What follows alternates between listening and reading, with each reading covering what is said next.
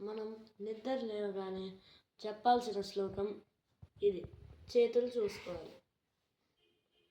కరాగ్రే వసతే లక్ష్మి, కరమధ్యే సరస్వతి, కరమూలే స్థితే గౌరీ, ప్రభాతకర దర్శనం. సముద్రవసనే దేవి, పర్వతస్థనమండలే, విష్ణుపత్ని నమస్తుభ్యం, పాదస్పర్శం క్షమస్వ మే. మనం రోజు స్నానం చేసేటప్పుడు ఈ శ్లోకాన్ని చెప్పాలి. జయమునే చైవ గోదావరి సరస్వతి, నర్మదా సింధు కావేరి, జలేస్మిన్ సన్నిధిం కురు. మనం రోజు చదవాల్సిన దక్షిణామూర్తి శ్లోకం ఇది. నిధయే సర్వ విద్యానాం, భిషజే భవరోగిణాం, గురువే సర్వలోకానాం, దక్షిణామూర్తయే నమః. ఇది మనం నిత్యం పఠించవలసిన రాముడి శ్లోకం. శ్రీరామ రామ రామేతి, రమే రామే మనోరమే, సహస్రనామ తత్తుల్యం, రామనామ వరాననే. ఇప్పుడు నేను చెప్పేది రామరక్షణ స్తోత్రం. త్వమేవ మాతా పితా త్వమేవ, త్వమేవ బంధుశ్చ సతా త్వమేవ, త్వమేవ విద్యా ద్రవిణం త్వమేవ, త్వమేవ సర్వం మమ దేవదేవ. ఇప్పుడు నేను రామనామ విశిష్టత గురించి చెప్పబోతున్నాను.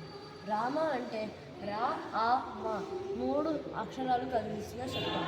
రా అనే అక్షరంలో రుద్రుడు, ఆ అనే అక్షరంలో బ్రహ్మను, మా అనే అక్షరంలో విష్ణువుని సంబోధిస్తుంది. రామ అని ఒక్కసారి పలకడం వల్ల త్రిమూర్తులను దర్శించిన ఇంకా పూజించిన ఫలం దక్కుతుంది.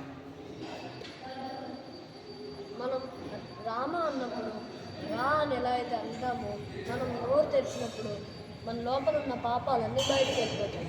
మళ్ళీ మా అన్నప్పుడు మా పెదవులు ఎలా అయితే కలిసిపోతాయో అప్పుడు బయట ఉన్న పాపాలు కూడా మన లోపలికి రావు. మనం అన్నం తినేటప్పుడు చెప్పాల్సిన 3 శ్లోకాలు ఇవి.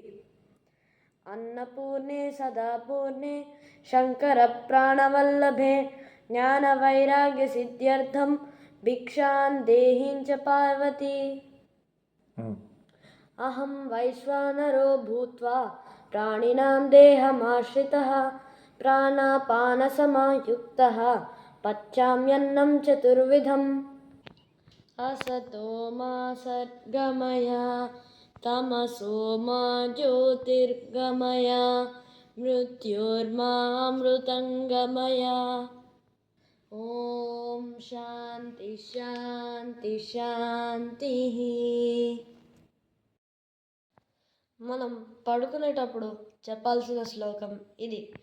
కరచరణ కృతం వా కాయజం కర్మజం వా, శ్రవణనయజం వా మానసం వా పరధం, విహితమవిహితం వా సర్వమేతత్ క్షమస్వ. జయ జయ కరుణాబ్దే శ్రీ మహాదేవ శంభో.